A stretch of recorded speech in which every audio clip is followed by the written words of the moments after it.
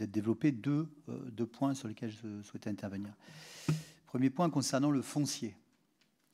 Pour dire, mais je pense qu'on en est tous conscients sur l'ensemble des bancs de cet hémicycle, que nous avons sur les territoires à faire face à un véritable défi par rapport notamment à la crise viticole. Certes, et c'est visé explicitement dans les rapports qui nous sont soumis, il y a la question des surfaces qui sont proposées ou présentées à l'arrachage, avec des dispositifs de prime à l'arrachage.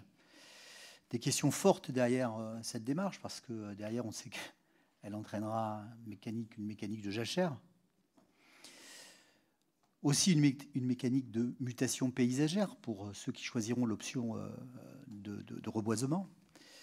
Et donc, il y a de vraies questions qui sont posées dans le cadre de l'élaboration de nos documents d'urbanisme, que ce soit sur les SCOT et peut-être plus sur les PLUIH, concernant cette question. Mais cette question de l'arrachage avec prime n'est qu'un des éléments très importants de la mutation.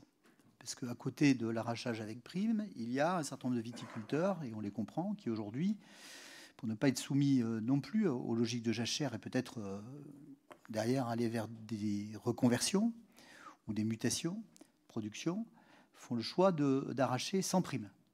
Et donc on va aussi avoir ces surfaces-là qui vont venir en complément ou en supplément des précédentes. Et puis on a un stock, entre guillemets, je ne sais pas si on peut le dire comme ça, de parcelles qui aujourd'hui sont des parcelles qui sont en friche.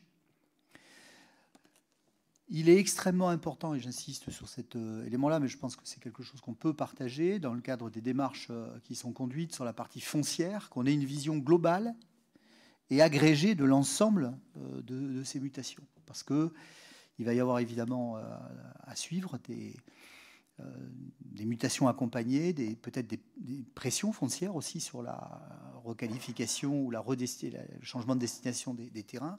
Et c'est quelque chose d'extrêmement important en marge de la crise viticole que nous subissons. Ça, c'était le premier point. Le second point, par rapport aux logiques de filière, sur la filière sanitaire, on l'avait déjà évoqué.